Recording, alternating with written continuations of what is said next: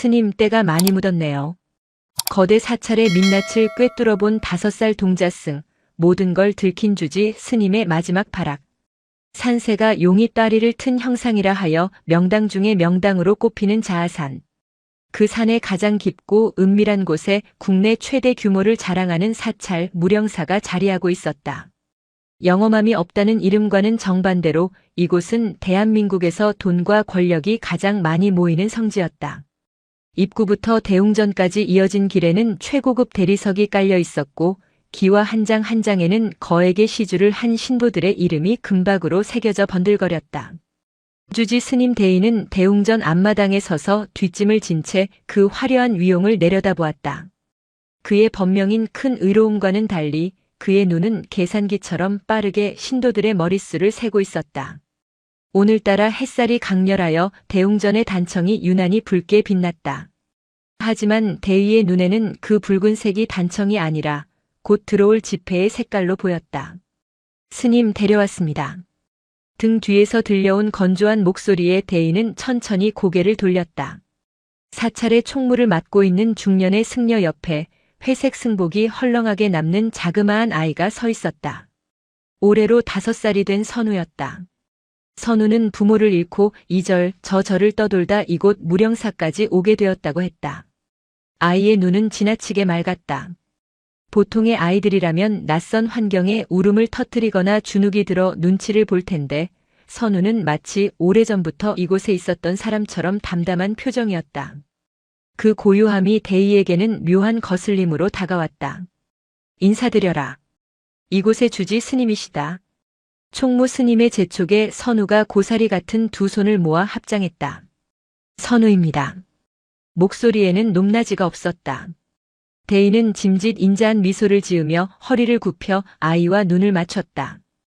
대중 앞에서 보여주는 연습된 자비로운 미소였다. 그래, 먼 길 오느라 고생했다. 이곳은 부처님의 가피가 가득한 곳이니 너 또한 편안히 지낼 수 있을 게야. 대의가 아이의 머리를 쓰다듬으려 손을 뻗었다. 그 순간이었다. 선우의 시선이 대의를 지나쳐 그 뒤에 웅장하게 버티고 서 있는 대웅전 안의 거대 불상을 향했다. 높이만 10m에 달하는 개금 불사를 마친 지 얼마 되지 않아 눈이 부시도록 번쩍이는 황금 불상이었다. 아이는 대의의 손길을 피하지 않았지만 시선은 고정된 채 입을 열었다. 스님, 오냐 말해보거라. 때가 많이 묻었네요. 대의의 손이 허공에서 멈칫했다. 주지실 앞을 지나가던 보살들과 수행승들의 발걸음도 동시에 멈췄다. 정적. 바람의 풍경 소리만이 댕그렁 하고 울렸다. 대인은 순간 자신의 귀를 의심했다. 때. 이 절에서 가장 깨끗하고 화려한 것이 저 불상이었다. 수억 원을 들여 최고급 금박을 입힌 지 불과 한 달도 되지 않았다. 그런데 때라니. 대인은 짐짓 너털 웃음을 터뜨리며 분위기를 수습하려 했다. 허허, 아이 눈에는 저 금빛이 너무 눈부셔 먼지처럼 보였나 보구나. 저것은 순금으로 입힌 옷이란다. 아주 깨끗하지. 하지만 선우는 고개를 저었다. 아이는 불상을 가리킨 것이 아니었다. 아이의 눈동자는 불상을 보고 있었으나 묘하게도 그 초점은 불상 앞에 서 있는 대의의 그림자를 향해 있는 듯 했다. 아니요. 겉 말고 속이요. 끈적끈적한 게 잔뜩 묻었어요. 대의의 등줄기로 서늘한 식은땀 한 방울이 흘러내렸다. 끈적끈적하다. 그 표현은 대의가 가장 싫어하는 단어였다.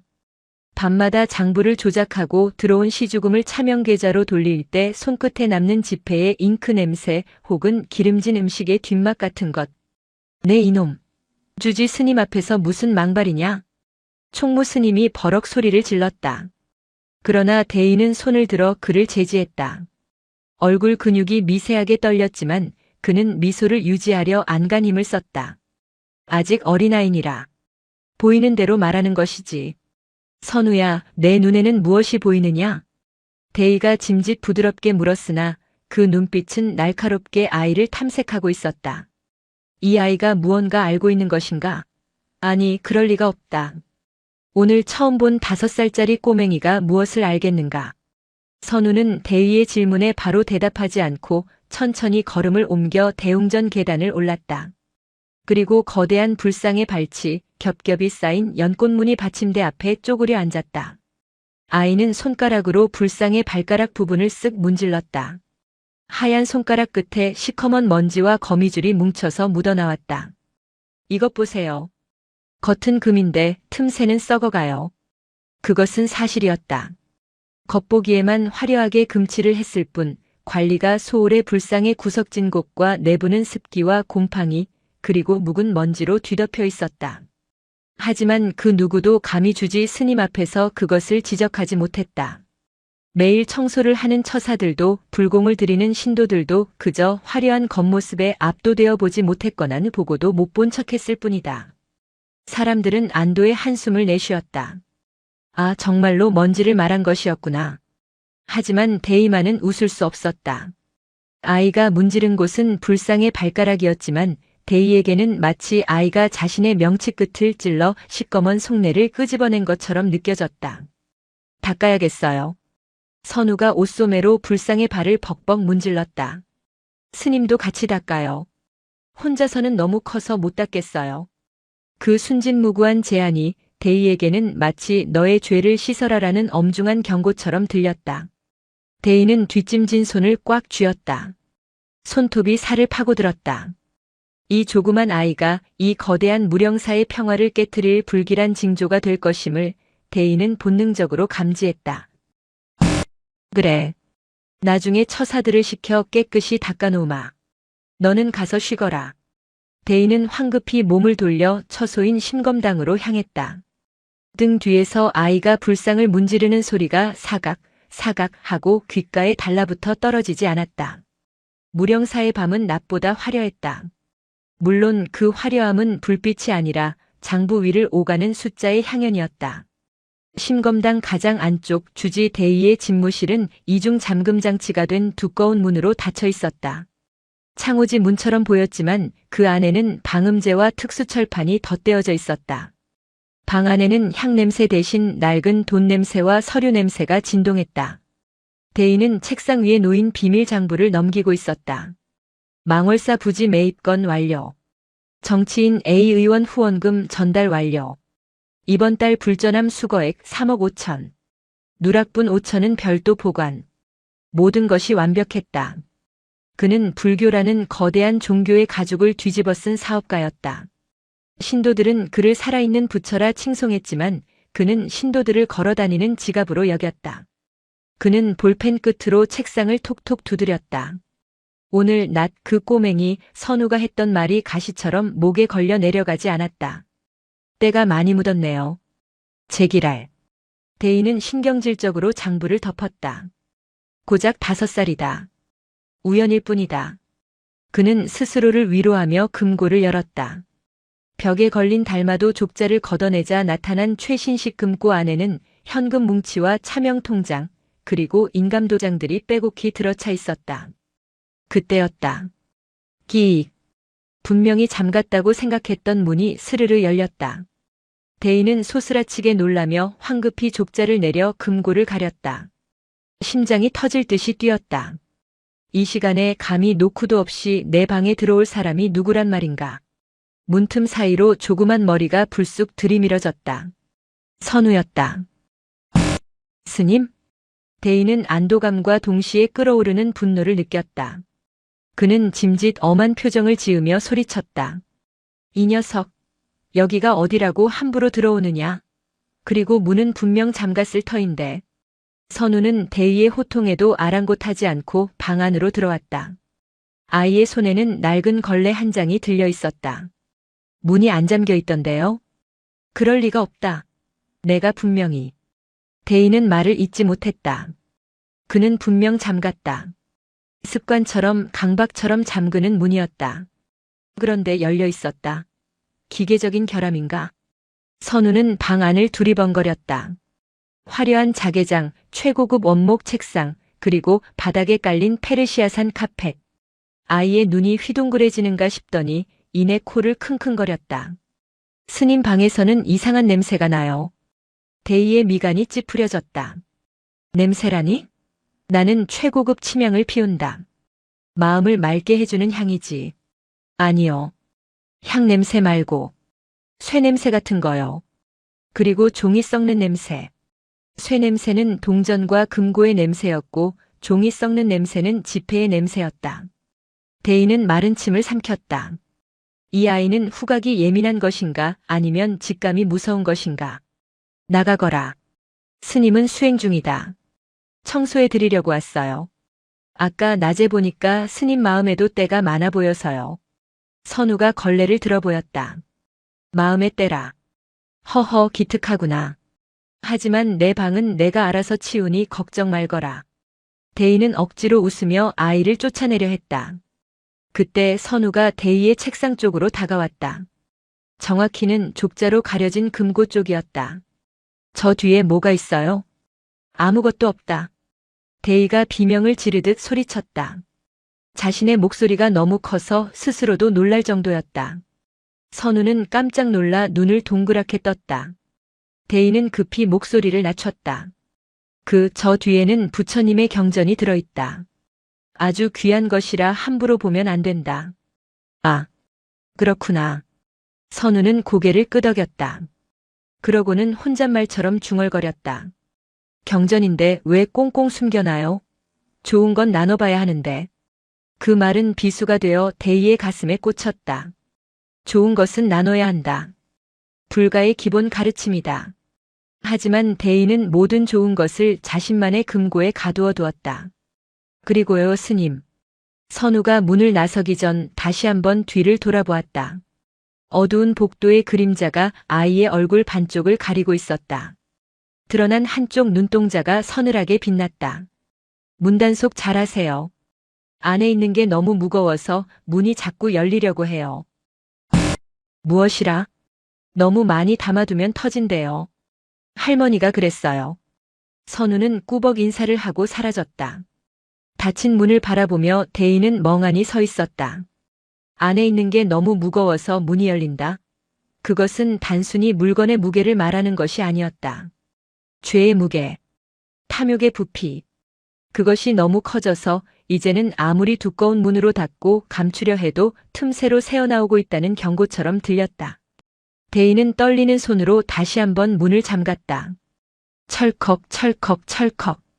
3번이나 확인했지만 불안감은 사라지지 않았다. 방 안의 공기가 갑자기 희박해진 것처럼 숨이 막혀왔다. 다음 날 아침 공양 시간이었다. 무령사의 식당인 공양가는 수백 명의 승려와 신도들이 한꺼번에 식사할 수 있을 만큼 거대했다. 상석에는 대의를 비롯한 고위 승려들이 앉았고 말석에는 갓 들어온 행자들과 선우 같은 어린 동자승들이 앉았다. 메뉴는 극명하게 갈렸다. 일반 신도들과 하위 승려들에게는 멀건 시래 기국과 밥, 김치 몇 조각이 전부였다. 반면 대의의 상에는 제철 나물과 버섯 요리, 고급 두부, 그리고 특별히 조리된 연잎밥이 올라와 있었다. 수행을 위한 정갈한 식사라는 명목이었지만 그 가격 차이는 수십 배에 달했다. 선우는 자신의 바루밥 그릇에 담긴 밥알을 하나하나 세며 먹고 있었다. 밥투정을 하는 것이 아니라 쌀 한 톨 한 톨을 소중히 여기는 듯한 모습이었다. 그때 맞은편에 앉아있던 덩치 큰 행자승이 실수로 국그릇을 엎질렀다. 이런 칠칠치 못한 놈. 공양주 보살이 혀를 찼다. 엎질러진 국물과 밥알이 바닥에 흩어졌다. 행자승은 얼굴이 벌개져서 어쩔 줄 몰라 했다. 저 위쪽 상석에서 대의가 눈살을 찌푸리며 말했다. 시끄럽다. 치우고 새로 가져오너라. 바닥에 떨어진 건 버리고. 버리라니. 농부의 피땀이 서린 곡식이었다. 하지만 무령사에서 음식 쓰레기는 넘쳐났다. 대인은 조금이라도 맛이 없거나 식은 음식은 가차없이 버리게 했다. 풍요 속에 빈곤이 아니라 풍요 속에 오만이 가득했다. 행자승이 빗자루를 가지러 가려는 순간 선우가 자리에서 일어났다. 아이는 엎질러진 곳으로 쪼르르 달려가 털썩 주저앉았다. 그리고 손으로 바닥에 떨어진 밥알을 줍기 시작했다. 아이고 스님, 지지, 더러워요.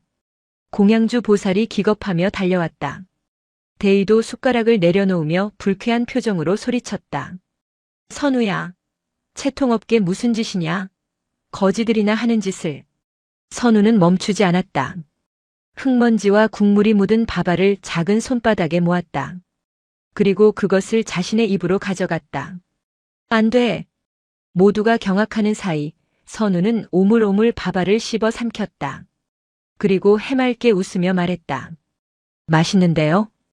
대인은 구역질이 날 것 같았다. 더럽고 천박했다.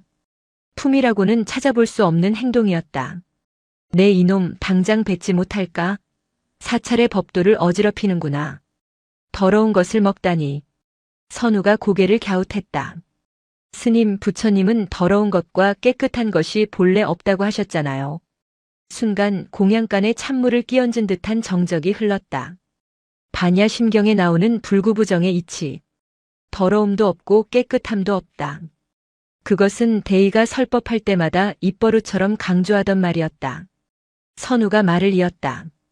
그리고 농부 아저씨들이 힘들게 키운 건데 버리는 게 더 더러운 마음 아니에요? 선우의 눈동자는 티 없이 맑았으나 그 말은 대의가 입고 있는 최고급 비단 가사를 갈기갈기 찢어놓는 듯 했다. 비단 옷을 입고 깨끗한 척하며 음식을 버리는 대의와 흙바닥에 앉아 떨어진 밥알을 주워 먹는 선우. 누가 진짜 수행자인가? 누가 진짜 더러운가? 지켜보던 신도들 사이에서 웅성거림이 일었다. 어머, 저 동자승 말 좀 봐. 틀린 말이 하나도 없네. 주지 스님 얼굴 빨개진 것 좀 봐. 대의의 얼굴은 수치심으로 불그락푸르락해졌다. 그는 자신이 쌓아올린 권위가 고작 밥알 몇 톨에 흔들리고 있음을 느꼈다. 아이의 순수함은 논리로 반박할 수 있는 영역이 아니었다. 그것은 본질을 찌르는 송곳이었다. 그만. 다들 식사 계속하세요. 대인은 떨리는 목소리로 상황을 정리하려 했지만 이미 밥맛은 뚝 떨어져 있었다. 그는 젓가락을 내려놓았다. 눈앞의 연잎밥이 마치 썩은 흙덩이처럼 보였다. 선우는 바닥에 떨어진 마지막 밥알 하나까지 주워 먹고는 만족스러운 듯 배를 두드렸다. 그리고 대의를 보며 한마디 덧붙였다. 스님도 남기지 말고 다 드세요. 남기면 벌 받는데요. 지옥 가서 다 비벼 먹어야 한대요. 대인은 자신의 밥그릇에 가득 남은 밥을 내려다보았다. 뱃속에서 뜨거운 불길이 치솟는 듯 했다. 저 아이를 당장 쫓아내야 한다. 하지만 명분이 없었다.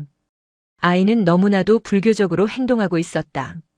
대인은 처음으로 공포를 느꼈다. 자신의 위선이 저 작은 거울 앞에 설 때마다 낱낱이 발가비쳐질 것임을. 선우라는 존재는 단순한 아이가 아니었다. 자신이 평생 외면해온 양심 그 자체였다. 공양간을 나서는 대의의 발걸음이 휘청였다. 그의 등 뒤로 선우의 맑은 웃음소리가 환청처럼 따라붙었다. 스님, 때가 많이 묻었네요. 이제 그 말은 환청이 아니라 대의의 숨통을 조여오는 예언이 되어가고 있었다. 무령사는 끊임없이 공사 중이었다. 중창불사라는 명목하에 멀쩡한 건물을 부수고 다시 짓는 일이 반복되었다. 겉으로는 사찰을 성역화하고 신도들의 편의를 도모한다는 거창한 명분이 있었지만 실상은 정부 보조금과 거액의 시주금을 세탁하기 위한 가장 확실한 수단이었다. 이번 프로젝트는 해탈의 문이라 불리는 거대한 일주문 건립 공사였다. 수백 년 된 소나무를 베어내고 그 자리에 수입산 대리석과 화려한 단청으로 치장된 기둥을 세우는 작업이었다. 설계 도면상으로는 최고급 금강송을 사용하게 되어 있었으나 실제 현장에는 저렴한 수입산 잡목과 속을 채우기 위한 스티로폼 그리고 시멘트가 난무했다. 그 차액은 고스란히 대의 스님의 비밀 계좌와 건설사 사장의 뒷주머니로 들어갔다. 오후의 뙤약볕이 공사 현장을 뜨겁게 달구고 있었다. 대인은 안전모 대신 승무를 쓴 채 현장 소장과 은밀한 눈빛을 주고받으며 공사 진행 상황을 점검하고 있었다. 스님, 보시는 대로 겉모습은 완벽합니다. 칠을 워낙 두껍게 해서 전문가가 와도 속이 뭔지 모를 겁니다. 소장의 비굴한 웃음에 대인은 흡족한 듯 고개를 끄덕였다. 수고했어. 이 기둥이 1000년을 가야 할 터인데 튼튼하긴 한게요. 아이고, 물론 있죠. 콘크리트를 들이부었는데 끄떡없습니다. 나무보다 더 단단하죠. 1000년을 가는 나무 대신 1000년 동안 썩지 않을 산업 폐기물이 그 자리를 차지하고 있었다. 대인은 기둥의 매끄러운 표면을 손으로 쓸어보았다. 차가운 감촉. 그것은 돈의 감촉이었다. 그때 어디선가 둔탁한 소리가 들려왔다. 통, 통, 통. 규칙적이고 경쾌한 박자였다. 대의와 소장이 동시에 소리나는 쪽으로 고개를 돌렸다. 거대한 기둥 뒤편에 선우가 서 있었다. 아이의 손에는 작은 목탁채가 들려 있었다. 아이는 그것으로 육중해 보이는 기둥의 허리 부분을 두드리고 있었다. 선우야, 거기서 뭐 하는 게냐? 위험하다. 대의가 소리쳤다. 혹시라도 부실하게 마감된 부분이 떨어져 나가기라도 할까봐 가슴이 철렁했다. 선우는 두드리던 손을 멈추고 고개를 돌려 대의를 바라보았다.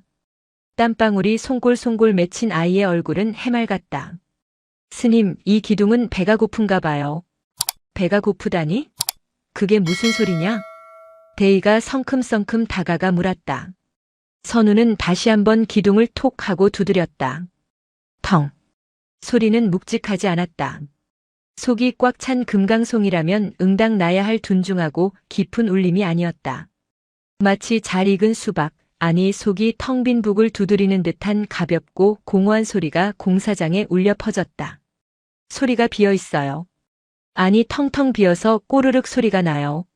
현장 소장의 얼굴이 흑빛으로 변했다. 인부들도 일손을 멈추고 웅성거렸다. 최고급 목재를 썼다고 홍보하며 기와 한 장에 10만 원씩 시주를 받았는데 기둥에서 저런 텅 빈 소리가 난다는 것은 명백한 사기였다. 대인은 당황하여 주위를 둘러보았다. 다행히 근처에 신도들은 없었지만 인부들의 눈초리가 예사롭지 않았다. 허허, 내가 잘못 들은 게다. 나무가 숨을 쉬느라 그런 소리가 나는 법이다. 원래 좋은 나무는 소리가 맑은 법이야. 대인은 억지를 부리며 선우의 손에서 목탁채를 빼앗으려 했다. 하지만 선우는 피하지 않고 기둥의 밑동을 가리켰다. 그럼 여기는 왜 썩은 물이 나와요? 나무가 아픈가 봐요. 아이의 손가락이 가리킨 곳, 기둥과 주춧돌이 만나는 이음새 부분에서 누런 녹물이 스며 나오고 있었다. 내부에 쓴 철근이 부식되었거나 싸구려 접착제가 녹아내린 흔적이었다. 진짜 나무는 향기가 나야 하는데 이건 본드 냄새가 나요. 스님, 부처님 집을 짓는데 아픈 나무를 쓰면 부처님도 아프지 않을까요? 선우의 목소리는 크지 않았지만 그 파장은 대의의 고막을 찢을 듯 날카로웠다. 아픈 나무. 그것은 썩어 빠진 대의의 양심을 빗댄 말 같았다. 대의는 식은땀이 등을 타고 흐르는 것을 느꼈다. 이 녀석이 오늘따라 헛소리가 심하구나. 더위 먹었느냐? 어서 들어가라. 대인은 거칠게 선우의 등을 떠밀었다. 아이는 밀려나면서도 걱정스러운 눈으로 기둥을 한 번 더 쳐다보았다. 스님, 기둥이 쓰러지면 지붕도 무너진대요. 조심하세요. 그 말은 단순한 건축학적 경고가 아니었다. 기둥은 곧 대의 자신이었다. 무령사라는 거대한 지붕을 떠받치고 있는 권위의 기둥. 그것이 속이 텅 비어 썩어가고 있다는 사실을 5살배기 아이가 간파하고 있었다. 선우가 멀어진 뒤 대인은 현장 소장의 멱살을 잡고 나직하게 으르렁거렸다. 당장 틈새 메워. 냄새 안 나게 향이라도 뿌리란 말이야. 그리고 저놈의 녹물 안 보이게 페인트 칠 다시 해. 소장은 연신 고개를 조아렸지만 대의의 불안은 가라앉지 않았다. 속이 빈 기둥. 언제 무너질지 모르는 사상누각. 선우가 두드린 것은 기둥이 아니라 대의의 심장이었다. 텅, 텅, 텅. 그 공허한 소리가 대의의 귓가에 이명처럼 남았다. 부처님 오신 날을 앞두고 무령사는 대목을 맞았다.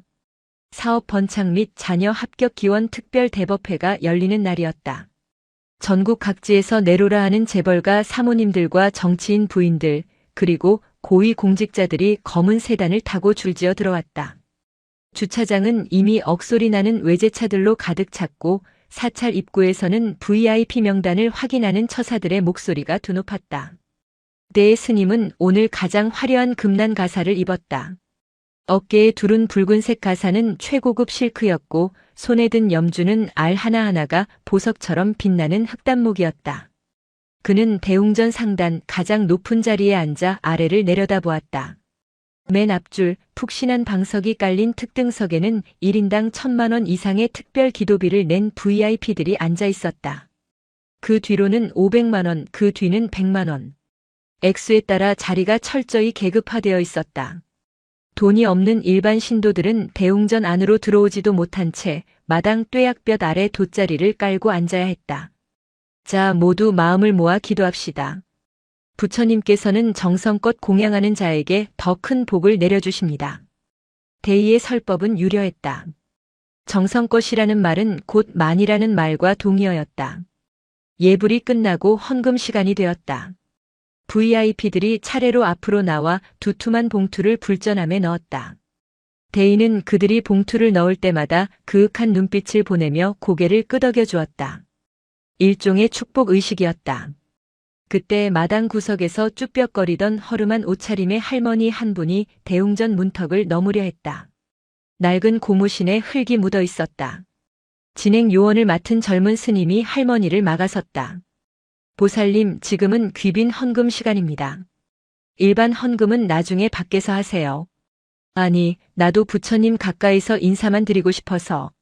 할머니는 꼬깃꼬깃한 1,000원짜리 몇 장과 동전이 든 검은 비닐봉지를 쥐고 있었다.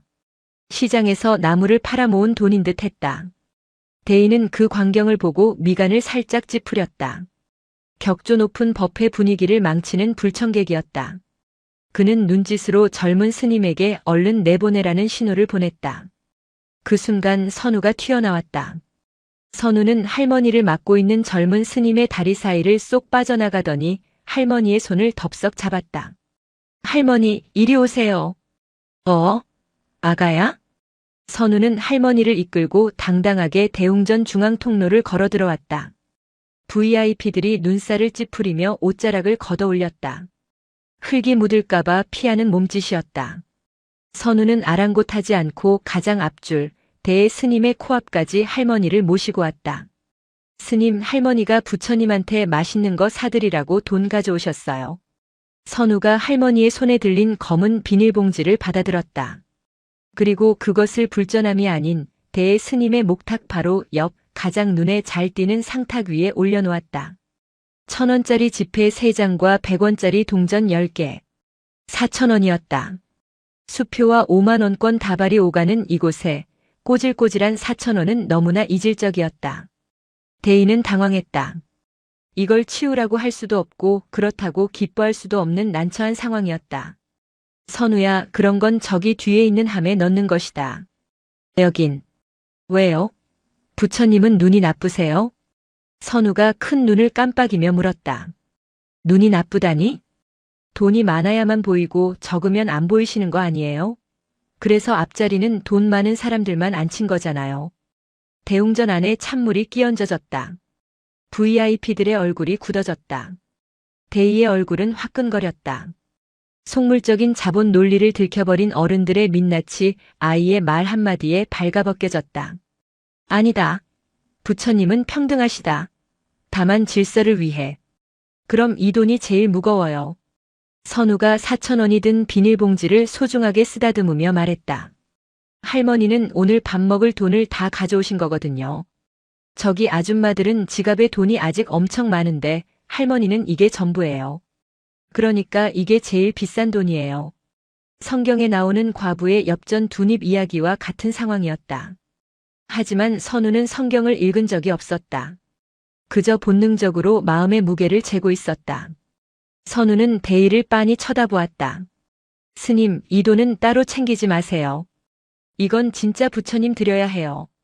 다른 돈은 스님이 맛있는 거 사 먹어도 되는데 이건 안 돼요. 할머니 배고픈 값이라서요. 결정타였다.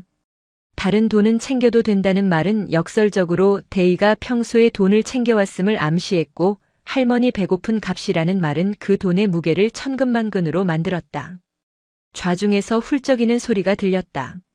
마당에 있던 신도들이 하나둘 눈시울을 붉혔다. VIP석에 앉아있던 한 재벌가 사모님조차 부끄러움에 고개를 숙였다. 대인은 쥐고 있던 염주를 꽉 움켜쥐었다. 줄이 끊어질 것만 같았다. 그는 억지로 입꼬리를 올리며 떨리는 목소리로 말했다. 그래, 알았다. 이 공양은 특별히 부처님께 잘 전달하마. 나무아미타불. 대인은 할머니에게 합장했다. 생애 처음으로 돈이 아닌 사람에게 고개를 숙인 순간이었다. 하지만 그것은 진심이 아닌 공개적인 망신을 피하기 위한 굴욕적인 연기였다. 선우는 할머니를 배웅하며 환하게 웃었다. 대희의 눈에는 그 웃음이 악마의 비웃음처럼 보였다. 저 아이는 알고 있다. 내가 누구인지, 내가 무엇을 사랑하는지. 무령사 주지실 뒤편에는 일반인의 출입이 철저히 통제된 비밀의 정원이 있었다. 표면적으로는 주지 스님의 수행 공간이었지만 실제로는 대의가 밀실 회동을 하거나 뇌물로 받은 고가의 수석과 분재들을 숨겨두는 개인 창고나 다름없었다. 그날 밤 대의는 잠을 이룰 수 없었다. 낮에 선우가 했던 말들이 귓가에서 윙윙거렸다.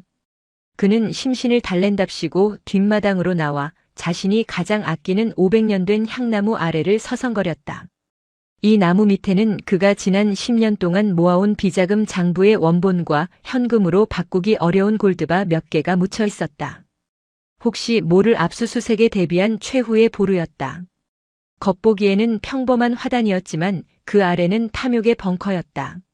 누구냐? 부스럭거리는 소리에 대의가 소리쳤다. 어둠 속에서 작은 그림자가 일어났다. 역시나 선우였다. 아이는 흑투성이가 된 손으로 호미를 들고 있었다. 선우? 내가 이 밤중에 여기서 뭘 하는 게냐? 대인은 심장이 덜컥 내려앉았다. 하필이면 그 나무 근처였다. 아이가 장부를 파낸 것은 아닐까? 꽃 심으려고요. 선우가 흙 묻은 손을 들어 보였다. 손에는 시들시들한 야생화 한 송이가 들려 있었다. 낮에 사람들이 밟아서 아파하길래 좋은 땅에 심어주려고 했어요. 여기가 제일 흙이 좋아 보여서요. 대인은 안도하면서도 버럭 화를 냈다. 여기는 아무나 들어오는 곳이 아니다. 그리고 이 나무 근처는 뿌리가 다치니 절대 파면 안 된다. 그런데 스님.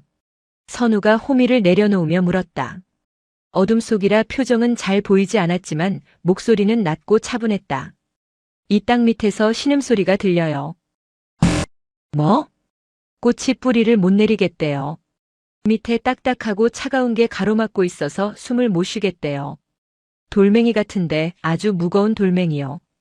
대인은 본능적으로 뒷걸음질 쳤다. 골드다. 그리고 하드커버로 된 장부. 아이는 그것을 느끼고 있는 것인가? 그리고 냄새도 나요. 선우가 코를 킁킁거렸다.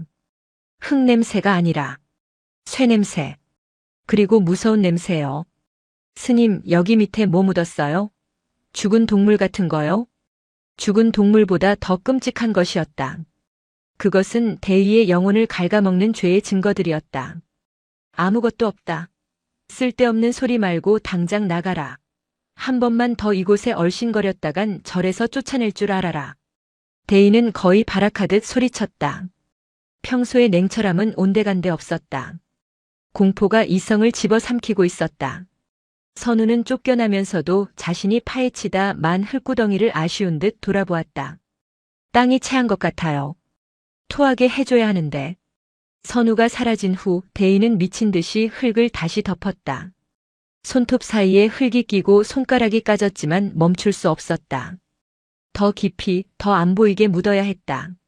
하지만 흙을 덮을수록 자신의 죄는 더욱 선명하게 부풀어 오르는 것만 같았다. 달빛 아래 대의의 그림자가 기괴하게 일렁였다. 그는 흙투성이가 된 자신의 손을 바라보며 중얼거렸다.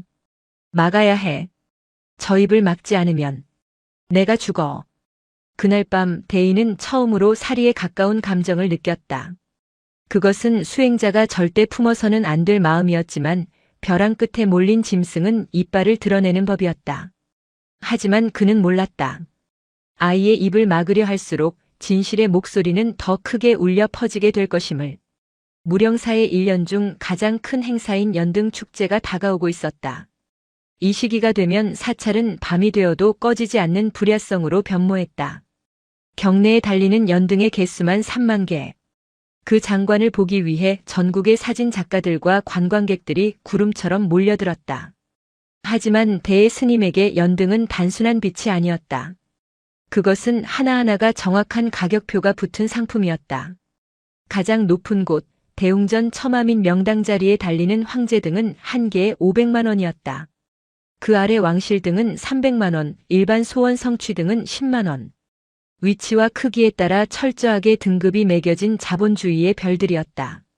대인은 행사 준비가 한창인 마당을 거닐며 만족스러운 표정으로 연등의 물결을 바라보았다. 오색 찬란한 비닐과 종이로 만들어진 연등들이 바람에 흔들리며 바스락거리는 소리를 냈다. 그 소리는 마치 지폐를 세는 소리처럼 들려 대의의 귀를 즐겁게 했다. 스님, 올해는 황제등 예약이 꽉 찼습니다. 대기자만 10명이 넘습니다. 종무실장이 장부를 옆구리에 끼고 헐레벌떡 뛰어와 보고했다. 대인은 입꼬리를 실룩이며 고개를 끄덕였다. 잘했다. 대기자들에게는 웃돈을 조금 더 얹으면 특별히 자리를 만들어주겠다고 넌지시 일러라. 부처님 머리 위 공간이 조금 좁더라도 겹쳐 달면 그만이니. 예, 알겠습니다. 역시 스님의 수완은 대단하십니다. 아부는 달콤했고 수익은 확실했다. 대인은 뒷짐을 지고 가장 화려하게 장식된 거대한 용 모양의 장엄등 앞으로 다가갔다. 전기를 연결하여 불을 밝히면 용이 살아서 꿈틀거리는 듯한 착시를 일으키게 만든 이번 축제의 하이라이트였다. 그때였다. 용의 입속 붉은 전구가 박혀 있어야 할 자리에 웬 조그만 머리통이 불쑥 튀어나와 있었다. 선우였다. 아이는 용의 입안에서 전선을 만지작거리고 있었다. 선우야, 거기서 뭐 하는 게냐? 감전된다. 대의가 소스라치게 놀라 소리쳤다. 아이가 다치는 것도 문제였지만 비싼 장엄등이 고장이라도 나면 큰일이었다. 선우는 대의의 고함에도 아랑곳하지 않고 용의 입 밖으로 꼬질꼬질한 손을 내밀었다. 손에는 끊어진 전선 가닥과 죽은 벌레들이 뭉쳐 있었다. 스님, 용이 목이 아프대요. 목구멍에 벌레가 너무 많이 꼈어요. 벌레라니? 청소를 다 해두었거늘. 대의가 가까이 가서 들여다보았다. 선우의 말대로 용의 내부는 엉망이었다. 겉은 화려한 비단 천으로 감싸져 있었지만 보이지 않는 안쪽은 전선이 어지럽게 엉켜 있었고 열기를 이기지 못한 싸구려 접착제가 녹아내려 끈적거렸다. 그 끈끈한 액체에 하루살이와 나방들이 달라붙어 까맣게 죽어 있었다. 선우는 용의 입에서 기어나와 바닥으로 폴짝 뛰어내렸다. 그리고 옷에 묻은 먼지를 털며 대웅전 천장에 매달린 수천 개의 연등을 올려다보았다. 스님, 저 등불들은 왜 그림자가 없어요? 그림자가 없다니? 무슨 뚱딴지 같은 소리냐? 빛이 있으면 당연히 그림자가 있는 법이지. 아니요. 다들 너무 밝아서 그림자가 숨을 곳이 없어요. 그래서 그림자들이 다 스님 뒤에 숨어 있나 봐요. 대인은 움찔하며 뒤를 돌아보았다. 자신의 그림자가 길게 늘어져 있었다.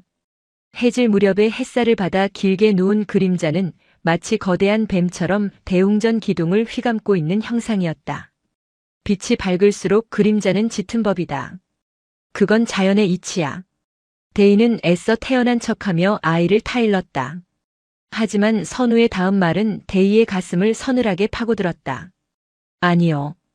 저 등불들은 가짜 빛이라서 그래요. 기름으로 태우는 진짜 불이 아니고 전기로 억지로 켠 거잖아요. 뜨겁지도 않고 따뜻하지도 않아요. 그냥 눈만 아파요.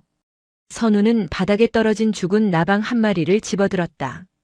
이 벌레들도 빛인 줄 알고 왔다가 끈끈이에 붙어서 죽었어요. 저 등불들도 다 끈끈이 같아요. 사람들을 붙잡아 놓으려는 끈끈이요. 대인은 말문이 막혔다. 사람들의 소원을 빌어준다는 명목으로 돈을 걷어들이는 저 수많은 연등들. 선우의 눈에는 그것이 거대한 파리지옥처럼 보이는 모양이었다. 탐욕의 끈끈이. 희망을 담보로 사람들의 주머니를 털어가는 덫. 내가 아직 어려서 세상 물정을 모르는구나. 저 불빛 하나하나가 다 중생들의 간절한 마음이다. 마음이 돈으로 사지나요? 선우가 되물었다. 너무나 원론적이고 근본적인 질문이었다. 500만 원짜리 마음이랑 10만 원짜리 마음은 뭐가 달라요? 비싼 등 달면 부처님이 더 잘 들어주세요? 부처님은 귀가 어두우신가 봐요. 주변을 지나던 신도 몇 명이 발걸음을 멈추고 그 대화를 듣고 있었다. 개 중에는 방금 10만 원짜리 등을 접수하고 나오던 아주머니도 있었다. 아주머니의 표정이 묘하게 일그러졌다. 자신의 간절함이 가격표에 의해 저렴한 마음으로 취급받았다는 사실을 아이의 순수한 질문을 통해 자각한 것이다. 대인은 위기감을 느꼈다. 이 아이의 입을 막지 않으면 무령사의 수익 모델 근간이 흔들릴 수도 있었다. 선우야, 그만하고 가서 저녁 공양이나 하거라. 스님은 바쁘다. 대인은 황급히 자리를 피했다. 등 뒤에서 선우가 중얼거리는 소리가 들려왔다. 그림자가 너무 짙어서 곧 불이 꺼질 것 같아요. 그날 밤 대인은 꿈을 꾸었다. 수만 개의 연등이 일제히 켜지는 순간 모든 전구가 터지며 암흑천지가 되었다. 그리고 어둠 속에서 자신의 그림자가 스르르 일어나 목을 조르는 꿈이었다. 잠에서 깬 대인은 온몸이 땀으로 흠뻑 젖어 있었다. 창밖에는 여전히 화려한 연등이 번쩍이고 있었지만 대의의 눈에는 그것이 도깨비불처럼 흉측하게 보였다. 무령사의 다실인 세심원은 마음을 씻는 곳이라는 이름에 걸맞게 고풍스럽고 정갈하게 꾸며져 있었다.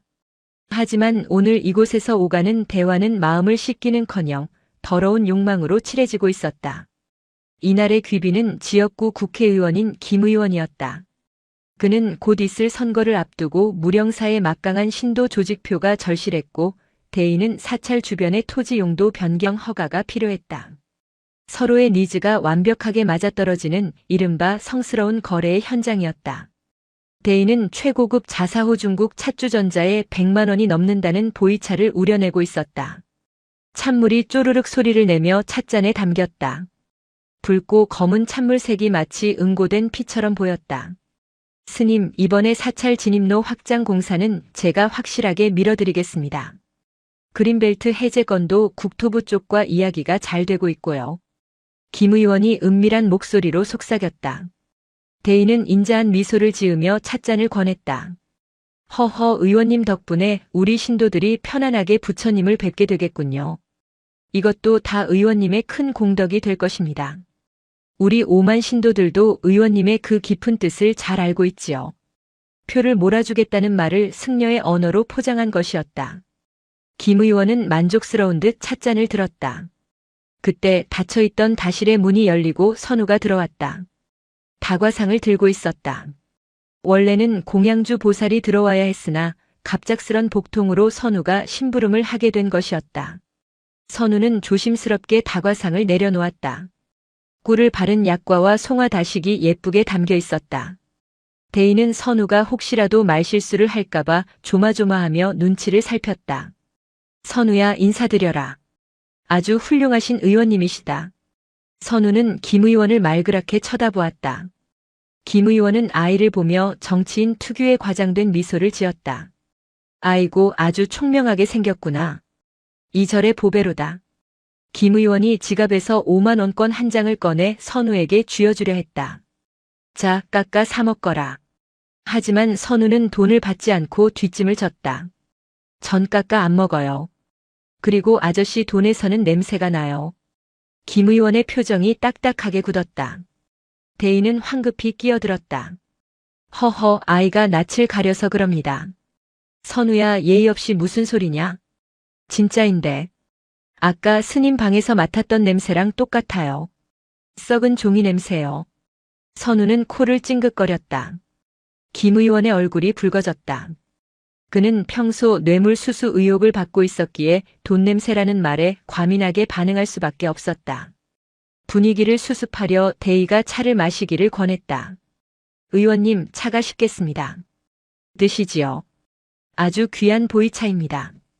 김 의원은 헛기침을 하며 찻잔을 입으로 가져갔다. 그런데 선우가 대뜸 말했다. 그 물 똥물인데. 푸. 김 의원은 마시던 차를 뿜어냈다. 뜨거운 찬물이 대의의 얼굴과 승복에 튀었다. 대의는 비명을 지르며 얼굴을 닦았다. 다실은 순식간에 아수라장이 되었다. 이놈이 감히 여기가 어디라고. 대의가 벌떡 일어나 고함을 쳤다. 선우는 눈 하나 깜짝하지 않고 찻주전자를 가리켰다. 아까 보니까 뒤뜰 우물에서 물 길어 오시던데요. 거기 어제 죽은 쥐 빠져서 썩어 있었는데. 뭐시라? 대의의 얼굴이 사색이 되었다. 그는 다과 준비를 처사들에게 시켰고 처사들은 귀찮아서 식수대가 아닌 가까운 폐우물에서 물을 길어온 모양이었다. 사실 여부를 떠나서 똥물, 죽은 쥐라는 단어가 나온 이상 이 차는 독약이나 다름없었다. 김 의원은 구역질을 하며 화장실로 달려갔다. 우에 다실 밖에서 들려오는 구토 소리가 정막을 깼다. 대인은 망연자실하여 주저앉았다. 수십억 원짜리 프로젝트가 쥐 한 마리, 아니 동자승의 말 한마디에 날아가게 생겼다. 선우는 엎질러진 찬물을 걸레로 닦으며 중얼거렸다. 물은 깨끗한 척해도 어디서 왔는지 다 알아요. 섞어 놓으면 모를 줄 알았는데 냄새는 못 속이나 봐요. 대인은 엎드려 있는 선우의 등을 보며 전율했다. 저 아이는 모든 것을 꿰뚫어 본다. 단순히 보는 것이 아니라 본질을 해체해버린다.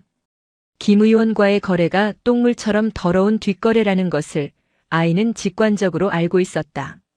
화장실에서 돌아온 김 의원은 얼굴이 헬쑥해져 있었다. 그는 대의를 노려보며 차갑게 말했다. 스님, 오늘 이야기는 없던 걸로 합시다. 물 관리 하나 못하는 곳에서 무슨 큰일을 도모하겠습니까? 기분이 아주 더럽군요. 김 의원은 뒤도 돌아보지 않고 나가버렸다. 대인은 닫힌 문을 바라보며 주먹을 부들부들 떨었다. 이 모든 게 저 녀석 때문이다. 저 작은 악마가 내 모든 계획을 망치고 있다. 하지만 선우는 그저 해맑게 엎질러진 찬물이 바닥에 그려낸 얼룩을 보며 말했다. 스님 여기 봐요. 얼룩 모양이 꼭 우는 사람 얼굴 같아요. 스님도 울고 싶으세요? 대인은 대답 대신 입술을 깨물었다. 입안에서 비릿한 피맛이 났다. 그것은 실패의 맛이자 다가오는 파멸의 예고편이었다. 장마가 시작되었다. 며칠째 굵은 빗줄기가 무령사의 기와 지붕을 때리고 있었다. 습기를 머금은 사찰은 눅눅하고 음산했다. 대인은 빗소리를 들으며 심검당에 앉아 있었다. 빗소리가 마치 자신을 비난하는 수군거림처럼 들려 신경이 곤두서 있었다. 주지 스님, 큰일 났습니다. 관리팀장이 비에 젖은 채 뛰어들어왔다. 대웅전 불상에 금이 갔습니다. 뭐라고? 대인은 맨발로 뛰쳐나갔다. 빗줄기가 얼굴을 때렸지만 느낄 새도 없었다. 대웅전에 도착하니 이미 몇몇 승려들이 모여 웅성거리고 있었다. 거대한 황금 불상. 그 왼쪽 어깨 부분부터 가슴까지 가느다란 실금이 쩍 갈라져 있었다. 습도 조절 실패와 부실한 목재 사용, 그리고 무리하게 입힌 금박이 원인이었다. 겉만 화려하게 치장하느라 정작 중요한 나무의 건조 과정을 무시한 결과였다. 이걸 어쩌나. 내일 모레가 초하루 법회인데. 승려들은 발을 동동 굴렀다. 신도들이 이걸 보면 불길하다며 난리가 날 것이 뻔했다. 불상에 금이 간다는 것은 사찰의 기운이 다했다는 징조로 받아들여지기 때문이었다. 대인은 이성을 찾으려 애썼다.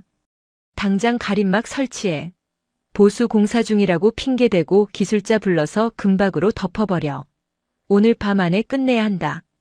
그것은 근본적인 해결책이 아닌 또 한 번의 눈속임이었다. 썩은 환부를 도려내는 대신 화려한 반창고를 붙이는 격이었다. 그때 불상 뒤편에서 달그락거리는 소리가 났다. 선우였다. 아이는 불상에 갈라진 틈새에 귀를 대고 있었다. 스님, 불상이 아프다고 울어요. 비켜라. 지금 내 녀석 장난 받아줄 기분 아니다. 대의가 소리쳤다. 선우는 불상에서 떨어지며 손에 묻은 무언가를 보여주었다. 톱밥 가루와 함께 섞여 나온 검은 곰팡이였다. 속이 썩어서 터진 거예요. 겉에만 자꾸 금색 옷을 입히니까 속에서 숨을 못 쉬어서 터져버렸대요. 선우의 말은 정확했다. 통기성을 무시한 덧칠이 나무를 썩게 만들었다. 스님, 이거 치료 안 하고 또 덮을 거죠? 선우의 눈빛이 대의의 마음을 꿰뚫었다. 덮어야 낫는 법이다. 상처는 감싸줘야지. 대의가 변명하듯 말했다. 아니요. 곪은 건 터뜨려야 낫는다고 했어요. 계속 덮어두면 나중에는 펑 하고 터져서 다 무너질걸요? 선우는 양팔을 벌려 무너지는 신용을 했다. 그 모습이 대웅전 전체가 붕괴되는 환영과 겹쳐 보였다. 대인은 공포에 질려 뒷걸음질 쳤다. 저리 가란 말이다. 대인은 미친 사람처럼 손을 휘저었다. 선우는 슬픈 눈으로 대의를 바라보았다. 스님 마음에도 금이 갔어요. 아까부터 삐걱거리는 소리가 들려요. 우르릉 쾅. 천둥 소리가 요란하게 울렸다. 번개가 번쩍이는 순간 갈라진 불상의 틈새가 마치 비웃는 입술처럼 보였다.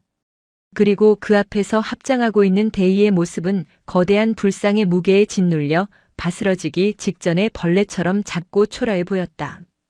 비는 멈추지 않았다. 대웅전 천장, 지난번 공사 때 횡령으로 빼먹은 방수 처리 구역에서 빗물이 한 방울씩 떨어지기 시작했다. 톡톡톡. 빗방울은 정확히 대의가 서 있는 자리로 떨어졌다. 마치 하늘이 그를 지목하고 있는 것처럼. 대의는 젖어가는 가사를 털어내지도 못한 채 망연자실하게 천장을 올려다보았다. 뚫린 구멍으로 검은 하늘이 보였다. 그 구멍은 대의가 평생을 바쳐 쌓아올린 욕망의 탑이 무너져 내리기 시작하는 균열의 시작이었다. 선우는 그 빗물 웅덩이에 비친 대의의 일그러진 얼굴을 물끄러미 내려다보고 있었다. 씻겨 내려가면 좋을 텐데. 너무 깊게 베어서 잘 안 지워지겠네요. 아이의 중얼거림이 빗소리에 섞여 대의의 귓가에 맴돌았다. 이제 파국은 피할 수 없는 운명처럼 다가오고 있었다.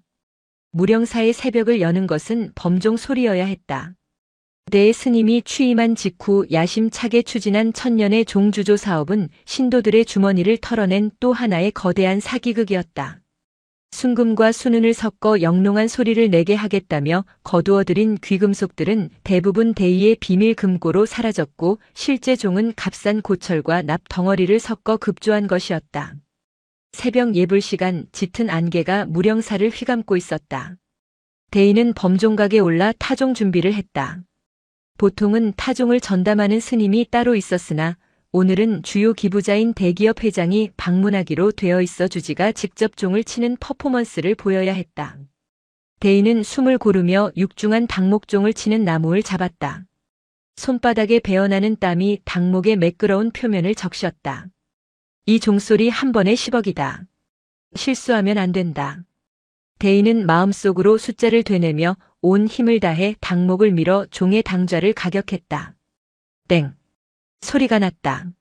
하지만 그것은 영혼을 울리는 깊고 그윽한 공명이 아니었다.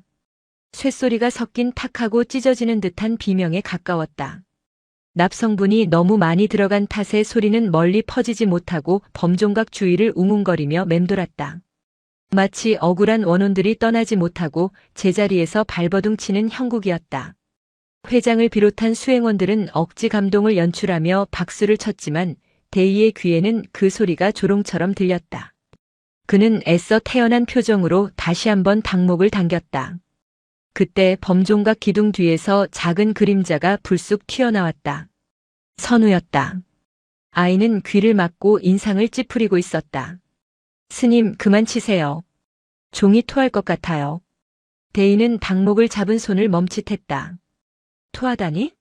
신성한 새벽 예불 시간에 무슨 불경한 소리냐? 종이 뱃속이 안 좋대요. 이상한 걸 너무 많이 먹어서 소화가 안 된대요. 목소리가 쇳소리가 나요. 선우가 종의 표면을 손바닥으로 쓸었다. 거친 표면의 질감이 아이의 손끝에 닿았다. 순금이 들어갔으면 노래를 불러야 하는데 이건 깡통 차는 소리가 나요. 스님, 여기 안에다 쓰레기 넣었어요? 대기업 회장의 눈썹이 꿈틀했다. 그는 건설업으로 잔뼈가 굵은 사람이었다. 금속의 소리만 들어도 그 성분을 짐작할 수 있는 전문가였다. 선우의 말을 듣고 보니 종소리의 끝맛이 유난히 둔탁하게 느껴졌다. 대의는 등 뒤에서 식은땀이 흐르는 것을 느꼈다. 허허, 아이가 잠이 덜 깨서 헛소리를 하는구나. 이것은 천년을 가는 신비의 합금 비율로 만든 것이다. 내가 소리의 깊이를 어찌 알겠느냐. 대의는 서둘러 다시 종을 쳤다. 쾅. 이번에는 더 세게 쳤다. 아이의 목소리를 덮어버리기 위해서였다. 하지만 소리가 커질수록 그 안의 불협화음도 더욱 명확해졌다. 선우는 종의 진동이 느껴지는 바로 옆에 뺨을 대고 중얼거렸다. 아프겠다. 뱃속에 돌멩이랑 녹슨 쇠가 가득 찼네. 뱉어내지도 못하고 끙끙 앓고 있어. 그것은 종에 대한 묘사였지만 동시에 대의의 뱃속을 묘사하는 말이기도 했다. 탐욕으로 삼킨 부정한 재물들이 소화되지 못한 채 대의의 내면에서 썩어가고 있었다. 종이 울릴 때마다 대의의 명치 끝이 욱신거렸다. 소리가 비명을 지르는 것 같아요. 살려줘, 꺼내줘 하고요. 선우의 해설이 곁들여지자 웅웅거리는 종소리의 잔향이 정말로 사람의 비명처럼 들리기 시작했다. 회장의 표정이 차갑게 식었다. 스님, 종소리가 예전 같지 않군요. 나중에 성분 검사를 한번 해보는 게 좋겠습니다. 안전 문제도 있고 하니. 회장의 한마디는 사형 선고나 다름없었다. 대의는 닭목을 놓쳤다. 육중한 나무가 허공을 가르며 대의의 어깨를 스치고 지나갔다. 아찔한 통증보다 더 무서운 것은 저 종이 언젠가 자신의 머리 위로 떨어져 내릴 것 같은 공포였다. 범종각을 내려오는 대의의 다리가 후들거렸다. 선우는 종 밑에 쭈그리고 앉아 종의 아랫부분을 올려다보고 있었다. 스님, 밑이 뚫려 있는데 왜 아무것도 안 나와요? 꽉 막혀서 답답하겠다. 종은 원래 밑이 뚫려 있어 소리가 빠져나가는 구조다. 하지만 대의의 욕심은 출구 없는 항아리 같아서 채우기만 하고 비울 줄을 몰랐다. 꽉 막힌 변비 같은 욕망. 선우는 그것을 정확히 진단하고 있었다. 무령사에는 자비의 쌀독이라 불리는 거대한 창고가 있었다. 흉년이 들거나 재난이 닥쳤을 때 빈민들을 구제하기 위해 쌀을 비축해두는 곳이라고 홍보했다. 매년 수천 가마니의 공양미가 이곳으로 들어갔다. 장부상으로는 창고가 가득 차 있어야 했다. 하지만 현실은 달랐다. 쌀가마니는 뒷문으로 빠져나가 쌀가게와 떡집으로 헐값에 팔려나갔고 그 수익금은 대의의 유흥비와 로비 자금으로 증발했다. 창고 안에는 쌀가마니 대신 텅 빈 박스와 스티로폼 덩어리들이 모형처럼 쌓여 있었다. 겉보기에만 꽉 차 보이게 위장한 것이었다. 구청에서 불시 위생 점검이 나온다는 소식이 전해졌다. 대의는 비상이 걸렸다. 급히 인부들을 시켜 빈 박스를 더 그럴싸하게 쌓고 앞쪽 몇 줄만 진짜 쌀가마니로 채우라고 지시했다. 먼지 날리는 창고 안에서 대의는 손수건으로 코를 막으며 작업을 독려했다. 티 안 나게 해. 뒤쪽은 어차피 안 보니까 높이만 맞추란 말이야. 그때 열린 창고 문틈으로 선우가 들어왔다. 아이는 어둠에 익숙지 않은 듯 눈을 깜빡이다가 거대한 쌀가마니 탑을 보고 입을 다물지 못했다. 우와, 쌀이 엄청 많네요. 이걸로 밥 지으면 세상 사람들 다 배부르겠다. 대의는 흠칫 놀랐지만 곧 아이를 내보내려 했다. 그래, 아주 많지. 그러니 나가 놀아라. 여긴 먼지가 많다. 하지만 선우는 나가는 대신 가장 아래쪽에 있는 대의가 급하게 쌓아올린 빈 박스 쪽으로 다가갔다. 박스 겉면에는 특등급 2000쌀이라고 적혀 있었다. 그런데 스님, 쌀들이 다이어트 했나 봐요. 왜 이렇게 가벼워 보이죠? 선우가 박스 하나를 손가락으로 툭 건드렸다. 쌀 80kg 들어있어야 할 박스가 아이의 손가락 힘에 밀려 휙 돌아갔다. 진짜 가볍네. 선우는 호기심 가득한 얼굴로 박스를 들어 올렸다. 5살 아이가 한 손으로 번쩍 들 수 있을 만큼 깃털처럼 가벼웠다. 스님, 이거 공기쌀이에요? 부처님은 공기만 드세요? 점검을 위해 막 도착한 구청 공무원들이 그 광경을 목격했다. 대의의 얼굴이 흑빛이 되었다. 공무원 중 한 명이 의심스러운 눈초리로 다가왔다. 스님, 저 박스 안에 뭐가 들어있습니까? 저것은 전시용 샘플입니다. 쌀이 상할까봐 모형으로. 변명은 구차했다. 선우는 아랑곳하지 않고 박스 뚜껑을 열어버렸다. 펑. 먼지와 함께 텅 빈 공간이 드러났다. 쌀 한 톨, 아니 쥐똥 하나도 없는 완벽한 진공 상태였다. 없어요. 아무것도 없어요. 쥐도 먹을 게 없어서 다 도망갔나 봐요. 선우가 창고 구석을 가리켰다. 거미줄만 무성했다. 쌀이 가득한 곳이라면 쥐나 벌레가 꼬이기 마련인데 이곳은 너무나 깨끗하게 비어 있었다. 생명의 기운이라고는 없는 죽은 창고였다. 스님, 거짓말쟁이 쌀이네요. 겉에는 쌀이라고 써놓고 안에는 거짓말만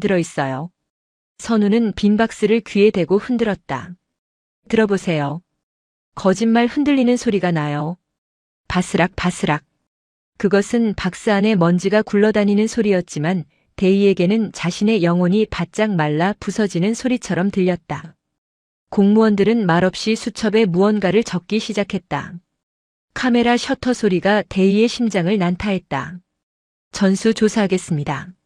창고 문 다 여세요. 공무원의 차가운 통보에 데이는 다리에 힘이 풀려 주저앉았다. 선우는 빈 박스를 베개 삼아 놓으며 천진난만하게 말했다. 스님, 여기 텅 비어서 잠자기 딱 좋아요. 시원하고 넓어서. 텅 빈 창고. 그것은 데이가 평생을 바쳐 채우려 했던 탐욕의 결과물이었다. 채우려 할수록 비워지는 역설. 아이는 그 텅 빈 공간의 편안함을 즐기고 있었지만 데이에게 그곳은 숨막히는 감옥이었다. 궁지에 몰린 데이는 이미지 쇄신을 위해 자선서예 전시회를 기획했다. 그는 서예의 대가로 알려져 있었고 그의 붓글씨 한 점은 수천만 원을 호가했다. 물론 그 명성 또한 돈으로 평론가들을 매수하여 만든 조작된 권위였다. 전시회장 한가운데 대형 화선지가 깔렸다. 데이는 수많은 카메라와 기자들 앞에서 거대한 붓을 들었다. 오늘 쓸 글귀는 법정 스님의 무소유였다. 아이러니의 극치였다. 풀소유를 실천하는 자가 무소유를 논하는 현장이었다. 데이는 먹을 갈았다. 최고급 송연묵 소나무 그을음으로 만든 먹에서 그윽한 향기가 퍼졌다. 그는 흰 종이 위에 검은 획을 그어나갔다. 없을무. 획 하나를 그을 때마다 사람들의 탄성이 터져나왔다. 힘있고 거침없는 필체였다. 하지만 데이의 손은 미세하게 떨리고 있었다. 붓끝이 무거웠다. 마치 누군가 붓을 잡아당기는 것 같았다. 그때 관중석 맨 앞줄에 쪼그리고 앉아 먹을 가는 벼루를 뚫어지게 쳐다보고 있는 선우가 보였다. 스님, 물이 너무 까매요. 선우가 속삭였다. 전시회장이 조용했기에 그 속삭임은 마이크를 댄 것처럼 크게 들렸다. 먹물이니 당연히 까맣지. 데이가 땀을 닦으며 대꾸했다. 아니요. 그냥 까만 게 아니라 슬퍼서 까매요. 밤보다 더 어두워요. 선우는 자리에서 일어나 벼루 쪽으로 다가왔다. 진행 요원이 제지하려 했으나 데이는 기자들의 시선을 의식해 너그러운 척 아이를 불렀다. 가까이서 보고 싶으냐? 와서 보거라. 이것이 바로 마음을 닦는 먹이니라. 선우는 벼루에 담긴 칠흑 같은 먹물을 들여다보았다. 아이의 얼굴이 먹물에 비쳤다. 스님, 여기 제 얼굴이 안 보여요. 너무 까매서 아무것도 안 비쳐요.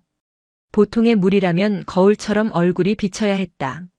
하지만 이 먹물은 빛조차 흡수해버리는 암흑 물질 같았다. 스님 마음도 이렇게 까매요? 그래서 아무것도 안 비치나 봐요. 데이의 붓이 흔들렸다. 소자의 획이 삐끗하며 옆으로 번졌다. 옥에 튀었다. 완벽해야 할 작품에 흉한 얼룩이 생겼다. 망쳤다. 선우가 손가락으로 얼룩을 가리켰다. 검은 눈물이 흘렀어요. 글씨가 울고 있어요. 데이는 당황하여 덧칠을 하려 했다. 하지만 덧칠할수록 얼룩은 더 커지고 지저분해졌다. 검은 먹물이 화선지를 타고 마치 살아있는 곰팡이처럼 번져나갔다. 무소유라는 글자는 온데간데 없고 종이 위에는 검은 오물 덩어리만 남았다. 이게 뭐야? 이게 아닌데. 데이는 패닉에 빠져 맨손으로 먹물을 닦아내려 했다. 하지만 닦을수록 손바닥과 소매에 검댕이 묻어날 뿐이었다. 하얀 승복이 검게 오염되었다. 선우는 데이의 검게 물든 손을 보며 말했다. 스님, 안 지워져요. 그건 비누로도 안 닦인대요. 닥쳐라. 내가 뭘 안다고. 데이는 먹물이 뚝뚝 떨어지는 손을 들어 올리며 소리쳤다. 그 모습은 마치 죄를 짓고 피를 묻힌 살인자의 손 같기도 했고 탐욕에 젖어 썩어버린 악마의 손발 같기도 했다. 카메라 플래시가 미친 듯이 터졌다. 무소유를 쓰는 풀소유 스님의 폭주, 동자승에게 화풀이 하는 주지 스님이라는 자극적인 헤드라인들이 기자들의 머릿속에서 완성되고 있었다.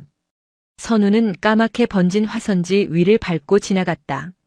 아이의 발자국이 하얗게 남았다. 까만 건 종이에 다 버리고 하얀 길로 가야 하는데. 스님은 왜 자꾸 까만 물을 뒤집어 쓰세요? 아이는 먹물 묻은 대희의 손을 잡아주려 했다. 하지만 대희는 그 순결한 손을 뿌리쳤다. 자신의 더러움이 아이에게 옮겨갈까 두려워서가 아니었다. 아이의 하얀 손이 자신의 검은 손과 대비되는 것이 견딜 수 없이 고통스러웠기 때문이었다. 전시회장은 엉망이 되었다. 바닥에 엎질러진 먹물은 끊임없이 흘러나와 대희의 발목을 적셨다. 그는 자신이 만든 검은 늪에 서서히 잠기고 있었다. 때가 너무 깊이 배었어. 대희는 넋 나간 사람처럼 중얼거렸다.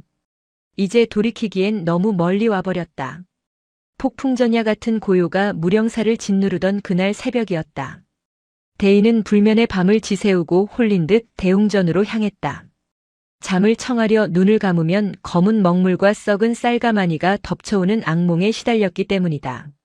어두컴컴한 대웅전 문을 열자 희미한 달빛 아래 기이한 광경이 펼쳐져 있었다. 그 거대한 높이 10m의 황금 불상 위에 작은 점 하나가 붙어 움직이고 있었다. 선우였다. 아이는 위험하게도 불상의 무릎 위에 올라가 있었다. 한 손에는 물이 담긴 작은 양동이를, 다른 한 손에는 하얀 행주를 든 채였다. 슥슥슥. 정막을 깨는 것은 오직 천이 금속 표면을 닦아내는 마찰음뿐이었다. 대희는 숨을 죽이고 기둥 뒤에 몸을 숨겼다. 선우는 불상의 손가락 사이, 옷주름이 접힌 틈새, 그리고 먼지가 엉겨붙어 시커멓게 변한 가슴팍을 닦고 있었다. 아이의 이마에서 땀방울이 뚝뚝 떨어져 불상의 무릎을 적셨다. 그것은 단순한 청소가 아니었다. 마치 수술을 집도하는 의사처럼 혹은 상처를 어루만지는 어머니의 손길처럼 집요하고 정성스러웠다. 선우야. 대희가 쉰 목소리로 불렀다. 선우는 놀라지 않고 고개만 돌려 대희를 내려다보았다. 달빛을 등진 아이의 얼굴은 역광에 가려져 표정이 보이지 않았지만 그 눈빛만은 어둠 속에서 형형하게 빛났다. 스님 오셨어요? 위험하다. 내려오너라. 그런 건 처사들이 하면 된다. 안 돼요. 처사 아저씨들은 걸레로 닦지만 저는 손으로 닦아야 해요. 그래야 아픈지 안 아픈지 알 수 있거든요. 선우는 다시 행주를 붉은 녹이 쓴 불상의 명치 부분에 문질렀다. 여기가 제일 딱딱하게 굳었어요. 때가 층층이 쌓여서 돌처럼 됐어요. 그곳은 대희의 심장이 위치한 곳과 같았다. 선우가 불상의 가슴을 문지를 때마다 대희는 자신의 가슴 가죽이 벗겨지는 듯한 쓰라림을 느꼈다. 기이한 감각 전이었다. 스님 때를 벗기니까 불상 표정이 바뀌고 있어요. 선우가 속삭였다. 원래는 웃고 있었는데 때를 닦아내니까 울고 있어요. 아니, 화내고 있나? 대희는 공포에 질려 불상의 얼굴을 올려다보았다. 먼지와 거미줄에 가려져 있던 불상의 민낯이 서서히 드러나고 있었다. 온화하다고 믿었던, 돈을 주면 미소 짓는다고 착각했던 그 얼굴은 실상 무섭도록 차갑고 엄정한 표정을 하고 있었다. 그만해. 그만하란 말이다. 대희가 소리쳤다. 불상의 때가 벗겨질수록 자신의 죄가 낱낱이 드러나는 것 같아 견딜 수 없었다. 껍질이 벗겨진 살점이 공기에 닿는 듯한 예리한 고통이 전신을 휘감았다. 거의 다 닦았어요. 이제 조금만 더 하면 돼요. 선우는 멈추지 않았다. 아이가 행주를 맑은 물에 빨았다. 구정물이 양동이에 번져나갔다. 그 검은 물은 대희의 영혼 색깔과 똑같았다. 이것 보세요. 이만큼이나 묻어 있었어요. 스님도 좀 씻겨드릴까요? 선우가 젖은 행주를 들어보였다. 물기가 뚝뚝 떨어졌다. 대희는 뒷걸음질 쳤다. 저 물이 몸에 닿으면 살이 타들어갈 것만 같았다. 오지 마. 오지 마라. 대희는 도망치듯 대웅전을 빠져나왔다. 등 뒤에서 슥슥 하고 때를 벗기는 소리가 환청처럼 계속 따라왔다. 그것은 대희의 가면을 벗기는 소리였다. 운명의 날이 밝았다. 그날은 무령사의 창건 기념일이자 대희가 주지로 재임한 지 10주년이 되는 날이었다. 수많은 정재계 인사들과 신도들이 구름처럼 모여들었다. 대희는 수척해진 얼굴에 분을 바르고 가장 화려한 금난 가사를 입고 단상에 올랐다. 하지만 분위기가 심상치 않았다. 사찰 입구 쪽에 낯선 검은 양복의 사내들과 경찰 제복을 입은 사람들이 들이닥치고 있었다. 검찰 특별수사팀이었다. 무령사주지대의 스님 되십니까?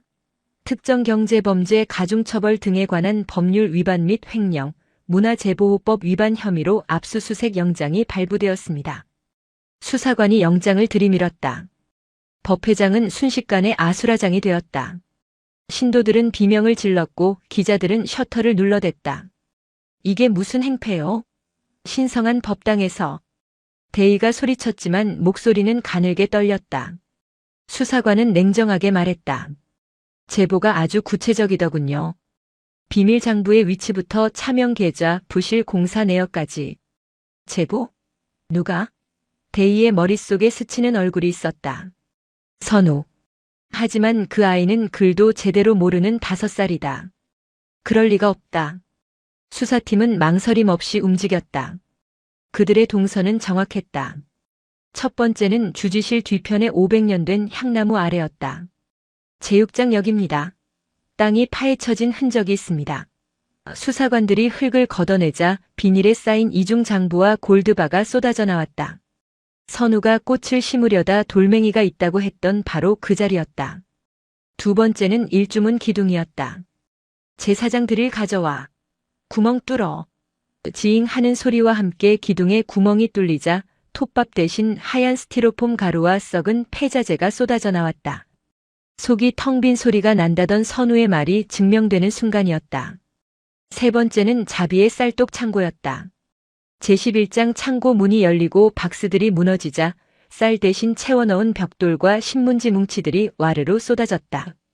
모든 것이 드러났다. 대의가 묻고 덮고 칠해서 감추려 했던 모든 죄악들이 백주 대낮에 붉은 내장처럼 튀어나왔다. 아니야. 모함이다. 이것은 음모야. 대의는 단상에서 뒷걸음질 치다 발을 헛디뎠다. 엉덩방아를 찌우며 주저앉은 그의 꼴은 우스꽝스럽고 처참했다. 그때 대웅전 문이 활짝 열렸다. 어젯밤 선우가 밤새 닦아놓은 불상이 모습을 드러냈다. 묵은 때와 먼지가 완벽하게 벗겨진 불상은 이전에 번들거리는 금색이 아니었다. 세월의 흔적이 묻어나는 고색 창연한 그러나 서늘할 정도로 맑은 본래의 빛을 뿜어내고 있었다. 그리고 그 불상 옆에 선우가 서 있었다. 아이는 깨끗해진 불상을 가리키며 대의를 바라보았다. 스님, 이제 깨끗해졌어요.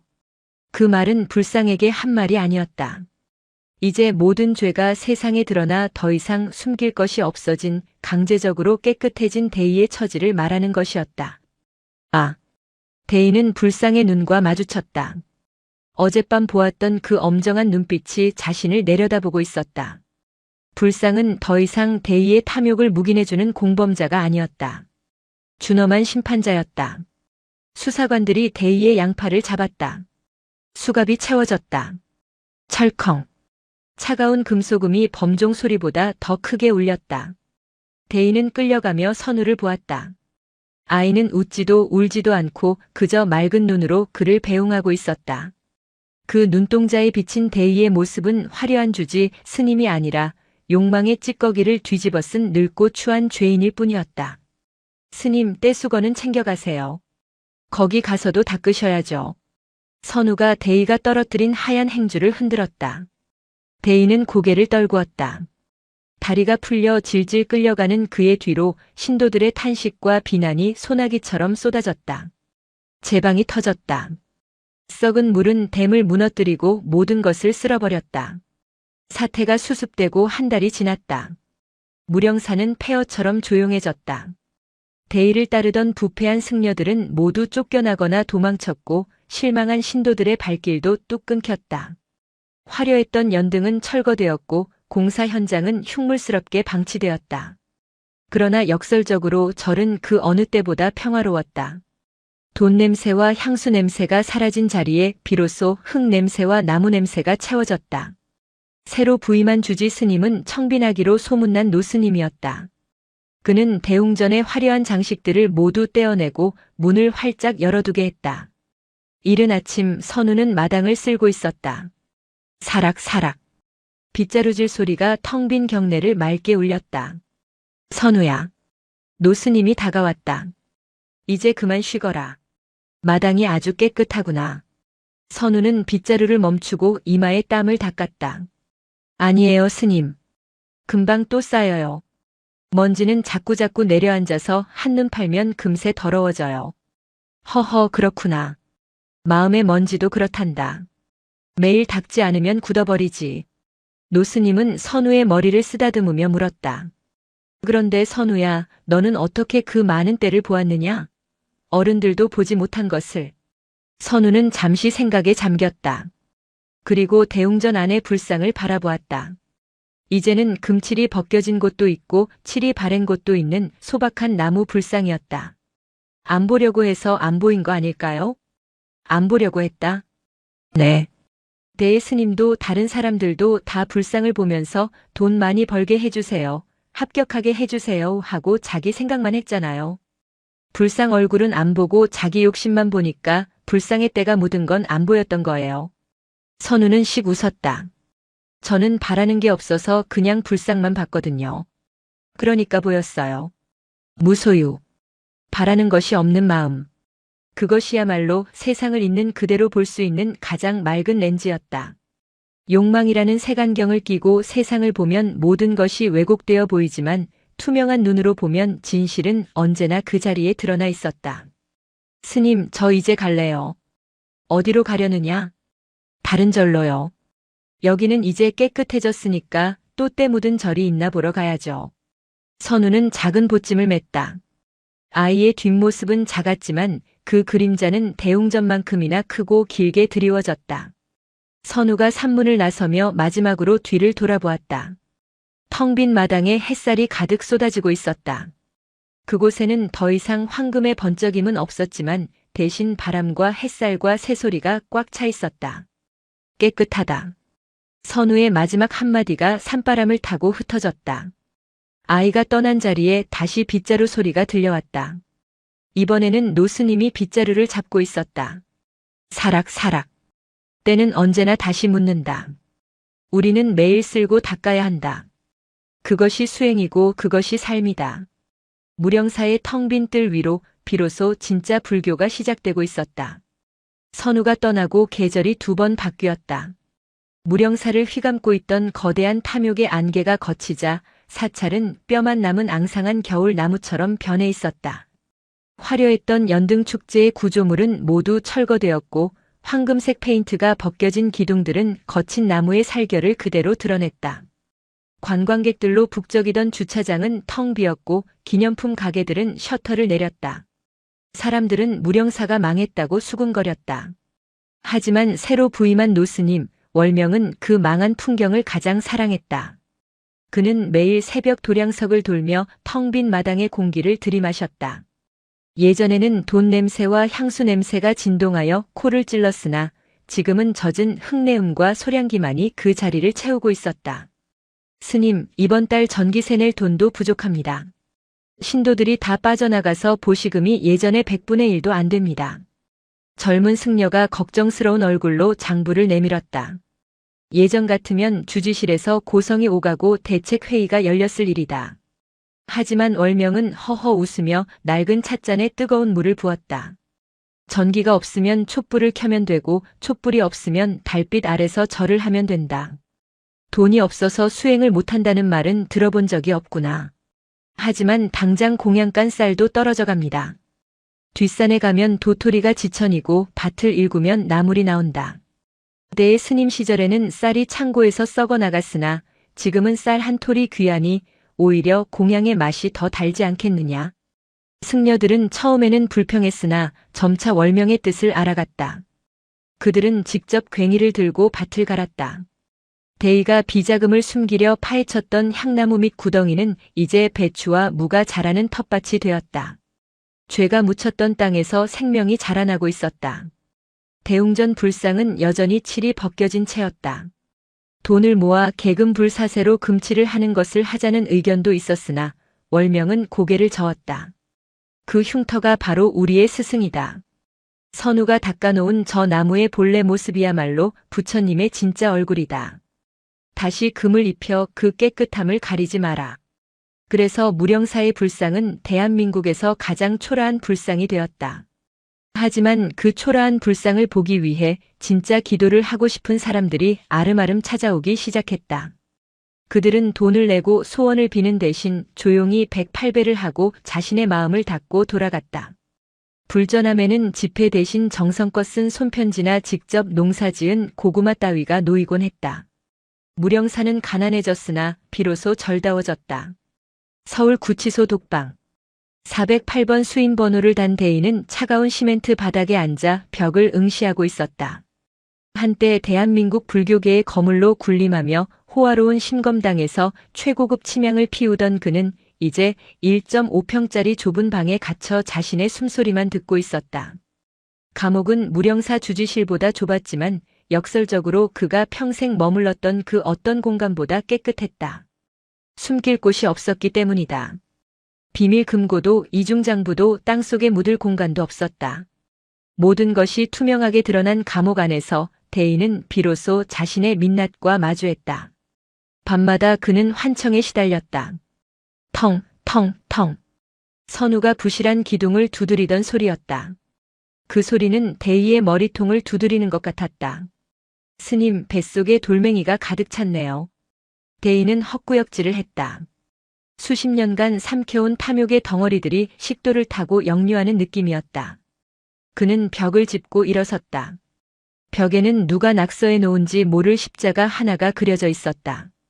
그는 그 앞에서 무릎을 꿇었다. 부처도 예수도 아닌 그저 알 수 없는 절대자를 향한 본능적인 굴복이었다. 면회는 아무도 오지 않았다. 그가 돈으로 관리했던 정치인들도 충성 맹세를 했던 부하 승려들도 모두 등을 돌렸다. 철저한 고립. 그것은 그가 자초한 인과응보였다. 어느 날 교도관이 편지 한 통을 전해주었다. 발신인이 없었다. 봉투를 열자 꼬깃꼬깃한 1,000원짜리 지폐 한 장과 짧은 쪽지가 들어있었다. 스님, 이거 쓰세요. 떼수건 사려면 돈 필요하잖아요. 선우가 주운 거예요. 삐뚤빼뚤한 글씨. 선우였다. 그 아이가 어디서 어떻게 이 편지를 보냈는지 알 수 없었다. 하지만 대인은 그 1,000원짜리를 쥐고 짐승처럼 울부짖었다. 자신이 수십억을 횡령하고도 채워지지 않았던 허기가 이 낡은 지폐 한 장에 녹아내리는 것을 느꼈다.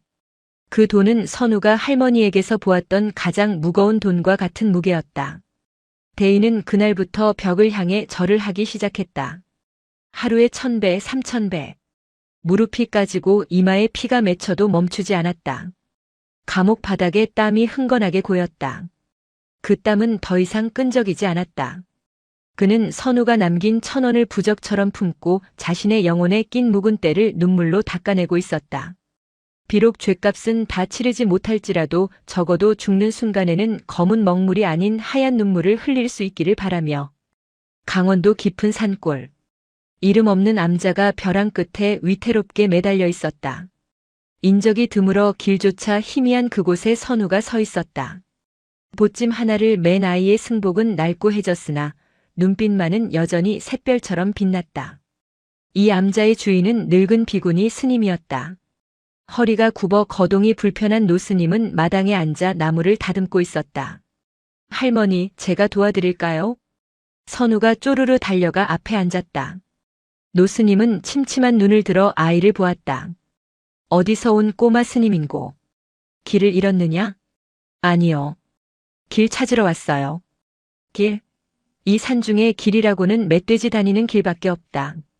마음 다니는 길이요. 여기가 깨끗해 보여서요. 선우는 암자를 둘러보았다. 기와는 깨져 이끼가 끼었고 문풍지는 뚫려 바람이 드나들었다. 가난한 절이었다. 하지만 선우는 코를 킁킁거리며 웃었다. 좋은 냄새 나요. 풀 냄새랑 흙 냄새랑. 그리고 깨끗한 마음 냄새요. 이곳에는 숨겨진 금고도 겉만 번지르르한 불상도 없었다.